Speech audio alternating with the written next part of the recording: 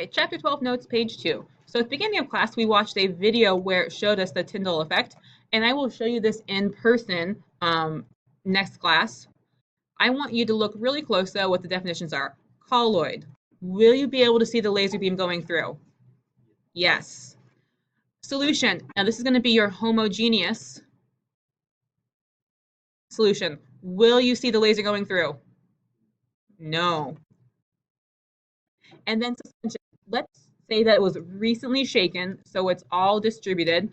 Will you see the laser beam going through? Yes. Good. Okay, so now let's talk about the solution process. So let's say you want to have a nice glass of tea. What are 3 ways that I could speed up dissolving sugar in sweet tea? Picture A, they put a big sugar lump in the bottom, a sugar cube, and it's iced tea. Has that sugar dissolved? No. What are some ways I could get that sugar to dissolve? Leo? Perfect. You could heat it up, right? So when you make iced tea, sometimes you actually brew the tea first hot and dissolve the sugar in. You could heat it up. Another way, look at the pictures, look at some of the clues. Stir. You could say stir. You also could say agitate if you wanted to. And what else? Do you normally put lumps of sugar in? What do you say, John? Okay, maybe. What could I use instead of lumps? Just like powdered sugar or just granular sugar. So you could crush the sugar first. That would give it more surface area. So if we crush the sugar first, there'll be more surface area.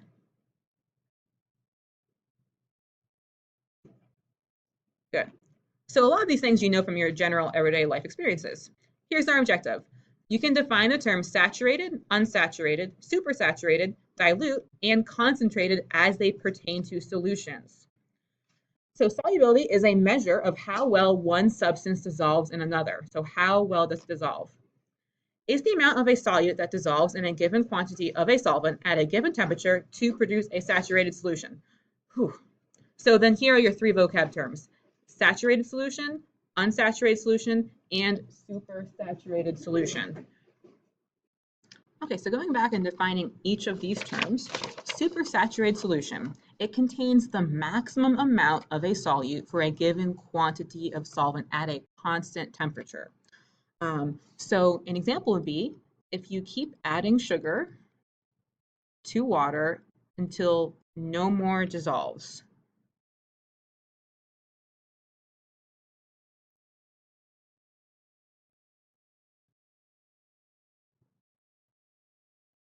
So if you were making iced tea and you kept stirring and stirring and stirring, the moment right before the sugar started to come out of solution and settle on the bottom, that would be when it is saturated.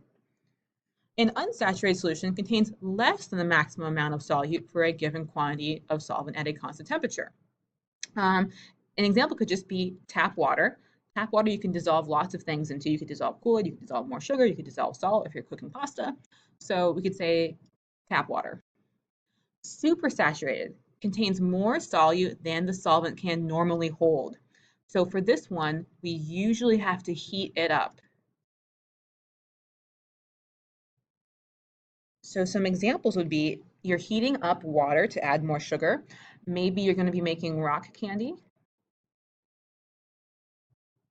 Maybe you're making simple sugar syrup to use to sweeten like iced coffee beverages. Also making fudge and some types of caramels. Okay, we're going to do 1 or 2 more notes on the next page. So I want you to know the solubility rule of thumb. The solubility rule of thumb states this: a solute will dissolve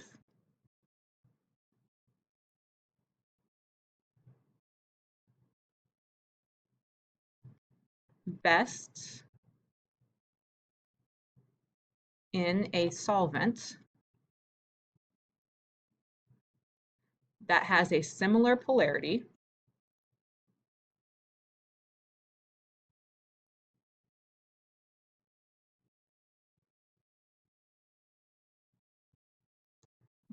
to itself.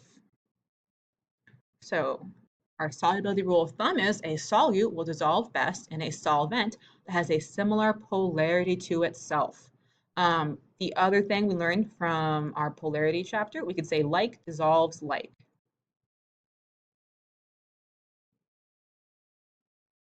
That means polar dissolves polar, nonpolar dissolves nonpolar. And so why does table salt dissolve in water? It's all about attraction. Individual solutions, ions, break away from the crystal and the negative and positively charged particles become surrounded by the solvent molecules. It causes it to be dissolved. Remember that water, the oxygen end is partially negative and the hydrogen ends are partially positive. So if we have Na plus, what is that going to attract to? That's going to attract to the partial negative oxygen. And what would surround the chlorine negative? That would be the partial positive on hydrogen. So remember, opposite charges attract.